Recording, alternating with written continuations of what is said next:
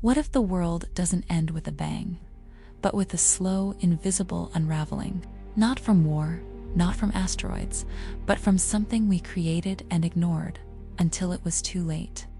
Something we still call climate change, as if it's a gentle shift in the weather, not a force capable of reshaping life on Earth. This isn't just about polar bears or melting ice caps. It's about food, water, homes, health, civilization. The real question isn't, will climate change end the world? It's, will the world still be livable for us? Because the Earth itself will survive. It always has. But history shows us something terrifying. The planet has wiped the slate clean before. 5 mass extinctions, and in almost every one climate was involved. The truth is, we're not saving the Earth, we're saving our own place on it. So let's ask the question properly. Can human civilization survive the heat? Let's cut through the noise. Climate change isn't just about hotter summers or fewer cold days.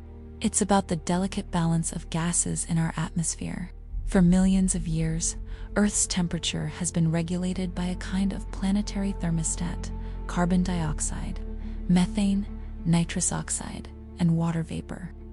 These gases trap just enough of the sun's heat to make the planet livable.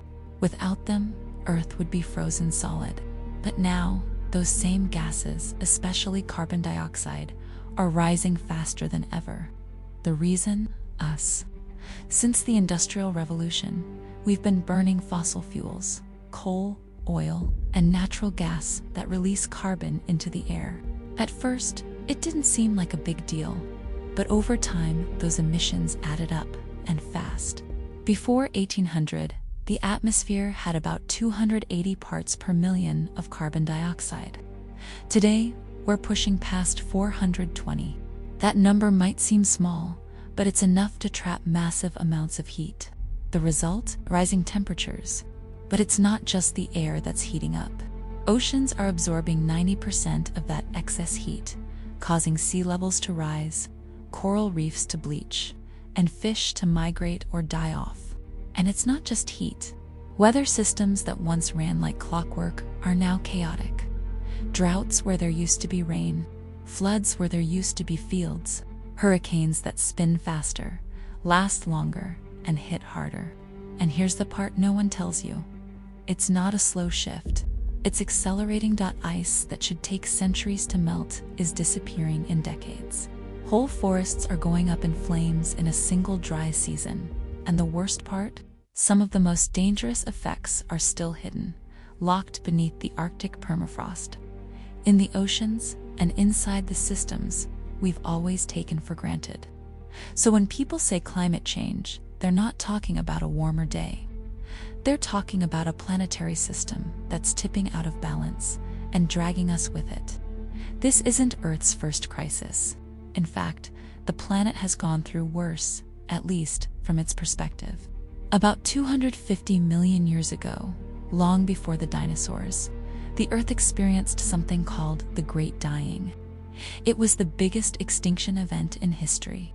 Up to 96% of marine life and 70% of land species vanished. Why?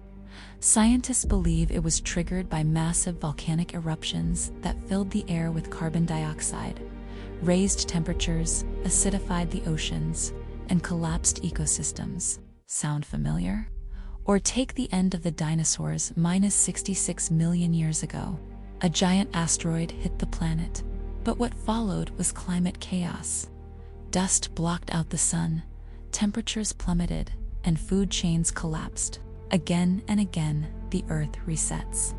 It wipes out species, reshapes continents. So what makes this crisis different? Us. Humans didn't exist during the last mass extinction. Now we do. And we've built a global society that depends on a stable climate, one that's been unusually calm for the last 10,000 years. That calm is what allowed us to invent agriculture, cities, technology. It's the climate that made everything possible. But now, we're pushing that system out of balance. The speed of today's climate change is at least 10 times faster than natural cycles in the past. Species can't adapt, Crops can't adjust. Infrastructure can't hold. We are living in a time of geological speed, but without the geological resilience. And here's the hard truth. Earth doesn't care if we survive, it will keep spinning. The question is, we talk about climate change like it's coming, but for millions of people, it's already here. It's not a future problem, it's now. Entire nations are being swallowed by the sea. In the Pacific, small island countries like Tuvalu and Kiribati are watching the ocean claim their land inch by inch. People are already being forced to leave, not because of war, but because their homes are disappearing beneath the tide. These aren't future refugees, they're climate refugees, and they won't be the last. In South Asia, monsoon rains are becoming unpredictable, sometimes failing entirely, sometimes flooding everything in their path. For farmers in India, Bangladesh, and Pakistan, that means starvation. Crops die, livestock disappears, and families go bankrupt. In Africa, the Sahel region is drying out. The rains are late. Nomadic herders are pushed into conflict with farmers. Water becomes a trigger for violence. Entire communities collapse under the pressure. And it's not just the poor. In California, wildfires now burn longer and hotter than ever before. Entire towns, like Paradise, one spark, one dry wind, and everything goes up in flames. In Canada, record-breaking wildfires filled the air with smoke that drifted across continents, turning skies orange in New York City and choking lungs in Europe. In Australia, the 2019 to 2020 fire season was called Black Summer. Over 3 billion animals were killed or displaced. Entire ecosystems burned, and it's not just fires. In Germany and Belgium, flash floods in 2021 killed hundreds and destroyed towns in minutes. In China, entire subway systems were submerged. In the US, hurricanes like Katrina, Harvey, and Ian have shown how one climate-fueled storm can cripple an entire region. But the scariest part, it's the health effects we don't see. Mosquitoes are spreading malaria and dengue fever into places where they never survived before, because it's simply warmer now. Heat waves are killing thousands quietly, especially the elderly, the poor, and those without air conditioning. And then there's mental health. Climate anxiety, depression, hopelessness, especially in young people who feel like they're inheriting a broken future. This isn't just about polar bears anymore. It's about parents who can't feed their kids, cities choking on smoke, and people running from places they've called home for generations. Climate change isn't coming, it's already changing everything. Climate change doesn't destroy things all at once. It knocks over one piece and the rest begin to fall. First comes the heat, then comes the drought. Crops wither, rivers shrink. Farmers can't harvest, prices rise. Suddenly, there's not enough food and not enough money to buy it. People protest, governments panic, and a crisis begins. We've seen this happen. In 2010, a heat wave in Russia wiped out wheat crops. Russia banned exports. Global wheat prices spiked, hitting countries in the Middle East already struggling with poverty and instability. That same year, the Arab Spring began. It wasn't just politics, it was hunger. In Syria, years of drought pushed rural families into cities where food and water were scarce. Add unemployment and corruption, and the result was civil war. Climate change doesn't just kill crops, it kills stability. And it's not just in poor countries. In the US, extreme weather has strained power grids, destroyed infrastructure, and left millions without electricity or clean water, sometimes for days or weeks. And then there's migration. When places become unlivable, people move, not because they want to, but because they have no choice. The UN estimates that by 2050, we could see over 200 million climate migrants. That's 200 million people looking for shelter, food, and safety. Borders will tighten, tensions will rise, and without planning, compassion, and cooperation, conflict will follow.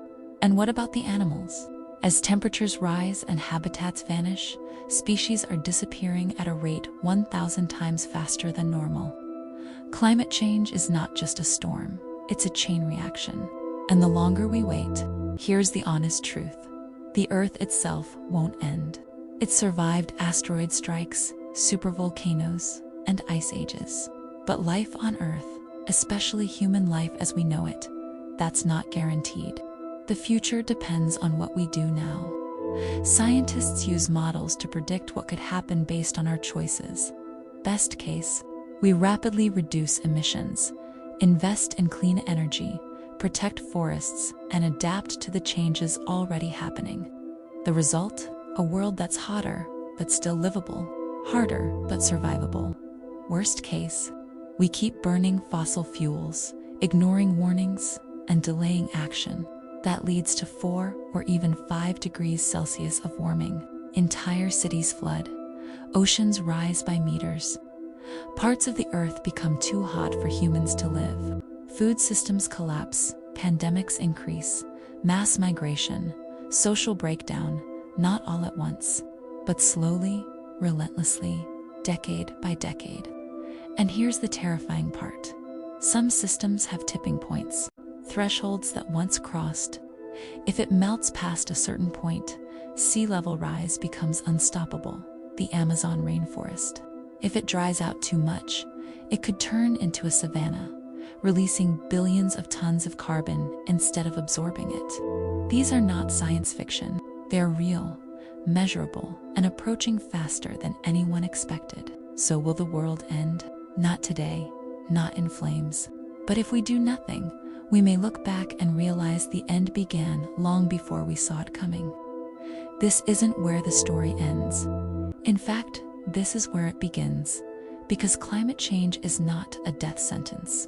It's a test of our compassion, of our imagination.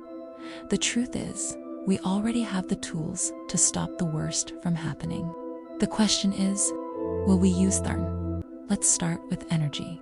Right now, much of the world still runs on fossil fuels, but that's changing. Solar and wind are now the cheapest sources of new electricity in many countries. Battery storage is improving, electric vehicles are spreading, and even heavy industries, like steel and cement, are finding ways to cut emissions. Food and agriculture contributes up to 30% of global greenhouse gases. But simple changes can make a big difference. Reducing food waste, shifting toward more plant-based diets, supporting farmers who use regenerative practices. Forests. Trees pull carbon out of the air and store it. Protecting rainforests, restoring mangroves, planting trees. These are some of the fastest and cheapest ways to fight back. And then there's cities. We can design them better. More public transport. Green buildings. Smarter water use. Cooler roofs. Urban trees. It's not about perfection. It's about progress. Even small changes at scale add up. On a global level, policies matter. Agreements like the Paris Climate Accord set targets, but targets mean nothing without action. That's where people come in. You, me, everyone. Young people are leading climate movements in every country. Scientists are developing breakthroughs in carbon capture, fusion energy, and climate-resilient crops. Indigenous communities are teaching us how to live with the land, not just on it. And even individuals, yes, even you can make a difference. Vote for leaders who care about the planet. Support businesses that prioritize sustainability. Talk about climate change, not as a political issue, but as a human one. Change doesn't happen because one person does everything. It happens because millions do something. And most importantly, don't give in to hopelessness. That's the most dangerous belief of all. It's too late. Because it's not. Every forest saved, every policy passed, every story told. The future is still unwritten. Climate change may be the greatest challenge we've ever faced, but it's also a chance to become better than we were. Smarter, kinder, more connected to the earth and each other. Will climate change end the world? No. But it might end the version of the world we grew up in. And what comes next depends on what we do right now. So ask yourself, what kind of world do you want to leave behind? What story do you want to help write? The clock is ticking, but the pen is still in our hands.